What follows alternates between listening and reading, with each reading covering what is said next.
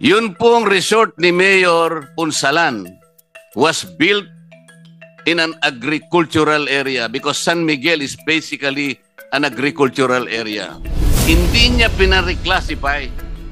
Pagkatapos ang tapang niya na pupuntahan niya yung nando na sa industrial zone, ang pare-reclassify niya. Samantalang yung mismong kanyang resort, hindi niya na-reclassify.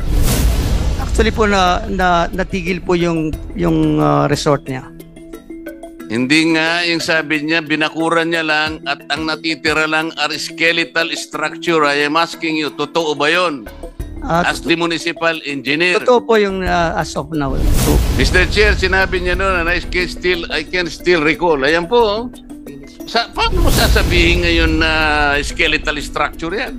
Makikita po ninyo lahat ng pananagutan nyo sa batas. I think this representation questioned the fact that the mayor of San Simon built a resort in Barangay San Miguel. You remember that? Engineer Bonus, Mr. Chair. yes, Your Honor. And then Mayor Punsalan said that he has not started building any facility. I recall that he said, Mr. Chair, he only fenced the property and there were skeletal structures. You remember that? Yes, Your Honor. Mr. Chair, in your position as the municipal engineer, is it not your responsibility to inspect facilities that are being built in the municipality? It is my responsibility, Your Honor. Your responsibility. And as I recall during the last hearing, Mr. Chair, the mayor said that he stopped the construction and you heard that because you were seated very near the mayor. Di ba? Yes, Your Honor. Okay. And I also asked the mayor whether or not the land where he built his resort was reclassified and he answered in the negative. You remember that, Engineer? Yes, Your Honor. Okay. Sa makatwid, Mr. Chair, itong mayor ay napakahigpit niya pagdating sa mga reclassification. As a matter of fact, meron po siyang sulat sa BPLO supervisor, Mr. Chair. Ano po ba yung BPLO, Engineer? Business licensing. Business Permit Licensing Office. Yes. At ang pangalan niya ay Emelito Dato, yung supervisor, tama? Emilito Batua po ata. Oh, Batu. On January 13, 2020, si Mayor Punsalan sinulatan si Mr. Emelito Dato, BPLO supervisor, na lahat ng mga binigyan ng business permit kinakailangang magpakita uli ng reclassification confirmation to his office pursuant to a memorandum. Talagang mahigpit po. Ang katotohanan, Mr. Chair, ay sa sulat na ito ay nilakipan niya ng 18 mga business establishments in San Simon. Nang lahat ng ito kinakailangang magpakita muna ng reclassification confirmation, kung hindi ay mabibinbin yung pag-i-issue ng business permit.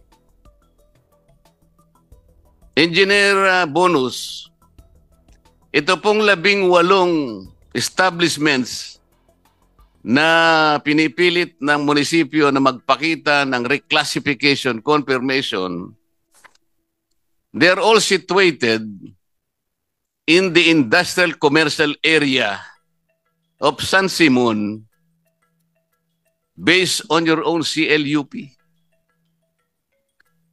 Paano po ninyo para reclassify kung lahat ng ito'y nasa industrial zone na? Yung reclassification po na sinasabi ni Mayor ay from agricultural lands into non-agricultural use. Hindi ba, Engineer Bonus?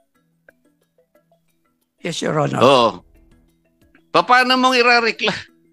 Hindi na nga sila agricultural eh. Industrial na. So, paano mo pang i-reclassify? O, balik tayo ngayon. Kung si Mayor ay mahigpit sa pag-reclassify, tama naman po yun. Kunwari, agricultural talaga. Kailangan, bago nyo patayuan ng anumang pasilidad, Mr. Chair, i-reclassify mo. Dapat kayong sumunod sa batas. Tama naman yun. Yun pong resort ni Mayor Punsalan was built in an agricultural area because San Miguel is basically an agricultural area. Correct, Engineer Bonus? Correct po, Your Honor. Okay, hindi niya pinareclassify. Pagkatapos ang tapang niya na pupuntahan niya yung nando na sa industrial zone, ang pare-reclassify niya, samantalang yung mismong kanyang resort, hindi niya na-reclassify. Ano masasabi mo dyan, Engineer Bonus? Mali naman po yung sa kanya. Ha? Yun lang. Mali naman po yung sa kanya, ma'am. Nilabag niya yung batas. Opo. Ha? Pero sabi niya, alam ko pong mali ako, kaya hindi ko na po itinuloy. Binakuran ko lang po at namalagi na lamang po doon na skeletal structure, Mr. Chair. Totoo ba yun? Actually po natigil po yung resort niya. Hindi nga, yung sabi niya, binakuran niya lang at ang natitira lang are skeletal structure. I am asking you, totoo ba yun? As the municipal engineer. Totoo po yung as of now. Totoo po. Totoo? Opo. Okay. So, skeletal structure, ha? Engineer. Fence and skeletal structure. Totoo yun, di ba? Yung pong sa kabila, skeletal, pero yung dito po, finish na po siya. Alam mo, nagsisinungaling ka. Hindi, dalawa po kasi yung structure niya.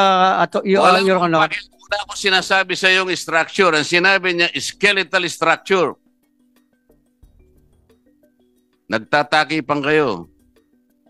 Ipakikita ko sa iyo, Engineer Bonus. Ito ba skeletal structure? Kompleto ito eh. Ha?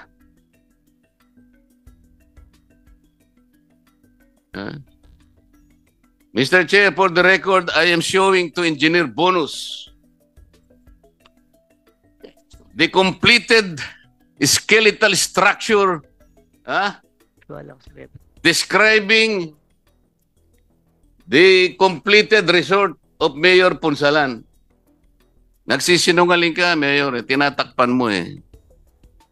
Your Honor, responsibility mo ito eh.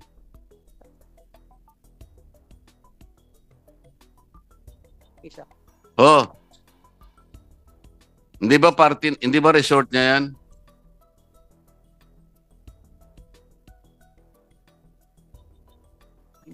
Mr. Chair, sinabi niya noon na I can still recall. Ayan po. Oh. Hindi ba totoo, Engineer Bonus, nung nanalo si Mayor Punsalan, itong panalo niya, dito sila ginanap ang celebration. Tama o hindi? Tama po. Oh. Paano mo sasabihin ngayon na skeletal structure yan? Dalawa po kasi yung building niya, yung sa tabi po niyan, meron pong unfinished. Yun po yung finish. O, palagay mo na. Pero ito hindi mo maitatatwa. Finish na. Opo. Pero anong ginawa ng opisina mo? Actually po, yung kumunang pong building permit Anong yan. ginawa ng opisina mo sapagkat ito ay hindi na reclassify? Paano kayo nakapagtayo sa isang agricultural land without reclassification? Napakahigpit ninyo sa iba. Ngunit dito, wala kayong kibo. Totoo hindi? Totoo po. Oh, yan. Nagsasalita na lahat, Mr. Chair. Ngayon po, makikita po ninyo lahat ng pananagutan nyo sa batas.